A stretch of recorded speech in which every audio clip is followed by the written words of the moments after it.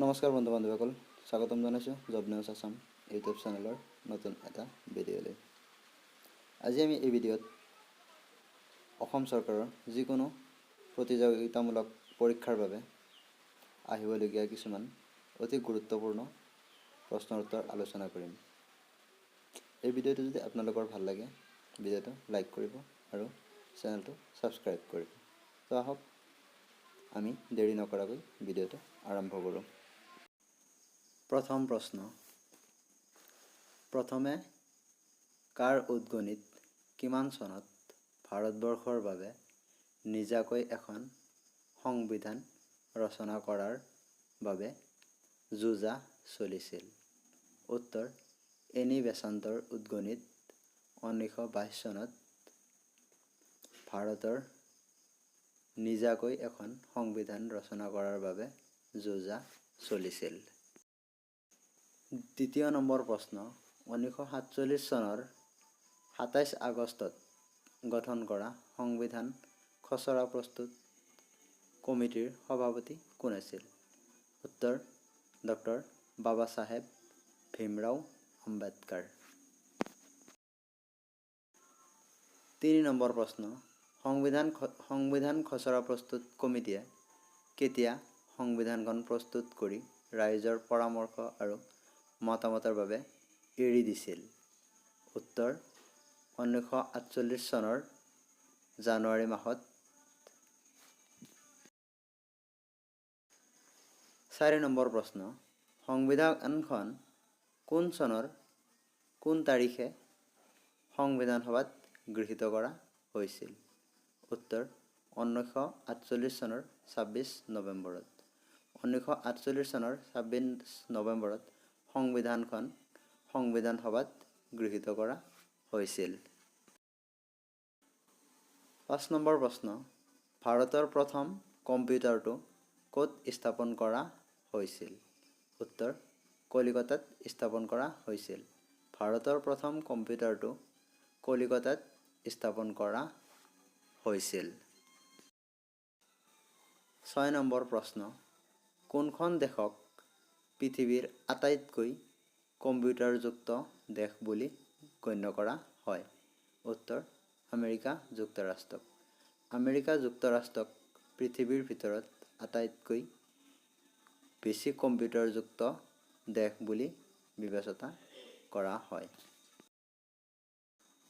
7 number প্ৰশ্ন, অসম বিধানসভাৰ প্ৰথম মহিলা সদস্যগৰাকী কোন আছিল? উত্তৰ, ঊষা বৰঠাকুৰ। ঊষা বৰঠাকুৰ অসম বিধানসভাৰ প্ৰথমগৰাকী মহিলা সদস্য আছিল। 8 নম্বৰ প্ৰশ্ন, অসমৰ প্ৰথম মহিলা IAS কোন আছিল? উত্তৰ, পাৰুল দাস।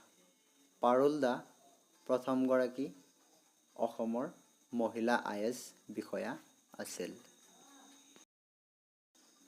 9 নম্বৰ প্ৰশ্ন, দীপৰ বিলক কেতিয়া পক্ষী অভয়াৰণ্য হিচাপে ঘোষণা কৰা হয়?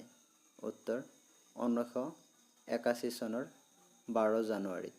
1981 চনৰ 12 জানুৱাৰীত দীপৰ বিলক এখন পক্ষী অভয়াৰণ্য হিচাপে ঘোষণা কৰা হয়।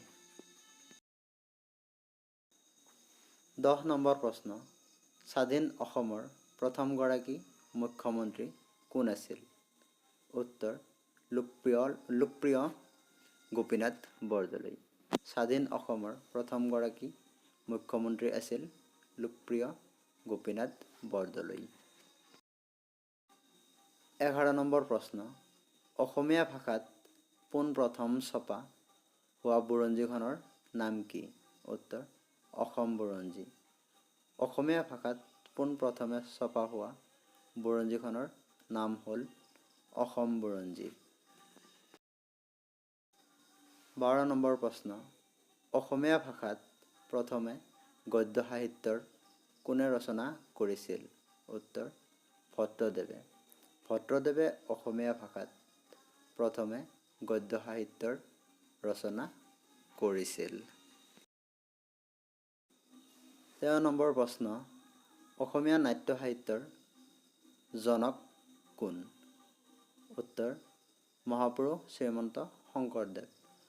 অসমীয়া নাট্য সাহিত্যৰ জনক হ'ল মহাপুৰুষ শ্ৰীমন্ত শংকৰদেৱ। 14 নম্বৰ প্ৰশ্ন, মাধৱ কন্দলীয়ে ৰচনা কৰা মূল্যৱান গ্ৰন্থখনৰ নাম কি? উত্তৰ সপ্তকাণ্ড ৰামায়ণ। সপ্তকাণ্ড ৰামায়ণ মাধৱ কন্দলীয়ে ৰচনা কৰা এখন মূল্যৱান গ্ৰন্থ। 15 নম্বৰ প্ৰশ্ন, অসমৰ প্ৰথম বেৰিষ্টাৰজন কোন আছিল? উত্তৰ আনন্দৰাম বৰুৱা। আনন্দৰাম বৰুৱা অসমৰ প্ৰথমজন বেৰিষ্টাৰ আছিল। এইকেইটা আছিল আজিৰ প্ৰশ্ন। যদি ভিডিঅ'টো ভাল লাগিছে ভিডিঅ'টো এটা লাইক কৰিব আৰু এনেকুৱা ধৰণৰ নতুন নতুন ভিডিঅ' পাবলৈ চেনেলটো ছাবস্ক্ৰাইব কৰিব। আৰু যদি কিবা ভুল হৈছে এই ভিডিঅ'ত কমেণ্ট কৰি শুধৰাই দিব। ভিডিঅ'টো শেষলৈ চোৱাৰ বাবে ধন্যবাদ।